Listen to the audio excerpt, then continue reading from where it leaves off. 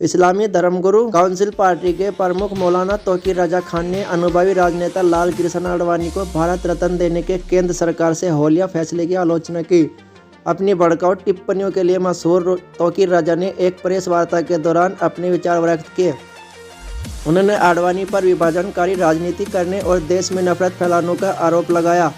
अपने विवादित बयानों में मौलाना ने देश में गृह युद्ध छेड़ने की भी धमकी दी। तौकीर रजा ने दावा किया कि अगर लाल कृष्ण आडवाणी ने सन 1990 के दशक में जो रथ यात्रा निकाली थी वह देश में प्रगति, समृद्धि, शांति और भाईचारे के लिए थी तो वह उस पुरस्कार के हकदार हैं। हालांकि उनके अनुसार आडवाणी को देश में विभाजन की राजनीति करने और नफरत फैलाने के लिए सम्मानित किया गया था। उन्होंने इसे भारत रत्न का अपमान बताया।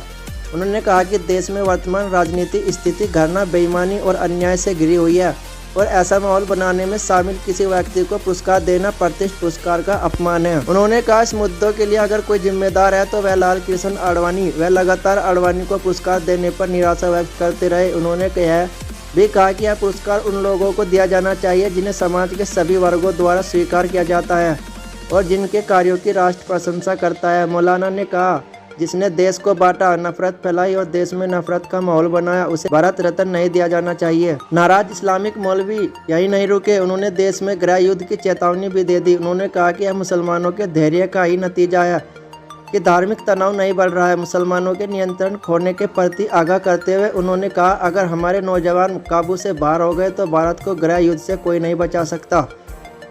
इसके अलावा उन्होंने यह दावा किया कि मुसलमान शांति चाहते हैं और धार्मिक कट्टरता, मस्जिदों के विध्वंस, मुसलमानों की लीचिंग और उनके सांस्कृतिक प्रतीकों के विनाश का माहौल नहीं चाहते। मौलाना तौकीर रजा खान की विवादित टिप्पणी की कोई नई बात नहीं है। उत्तर प्रदेश में 2022 के विधानसभा चुनाव में कांग्रेस के समर्थन में उतरे तौकीर रजा ने बार बार दंगों की चेतावनी दी। अप्रैल 2022 में यूपी में अपराधियों के खिलाफ बुलडोजर कार्रवाई से आहत होकर उन्होंने कहा था कि अगर यह सरकार ऐसे ही अन्याय करती रही तो देशव्यापी जेल भरो आंदोलन इतना बड़ा हो जाएगा कि सरकार इसे रोक नहीं पाएगी और जिस दिन मुसलमान सड़कों पर आ गए समझ लेना कि वे बेकाबू हो जाएंगे। इसलिए मैं सरकार और विशेष रूप से नरेंद्र मोदी को चेतावनी देता हूं कि यदि वह तत्काल प्रभाव से कार्रवाई करने के इस तरीके को ठीक करने में विफल रहते हैं तो उनकी चुप्पी। आप हम सबके प्रधानमंत्री हैं, आपके देश में ऐसी हरकतें हो रही हैं और आप चुप हैं।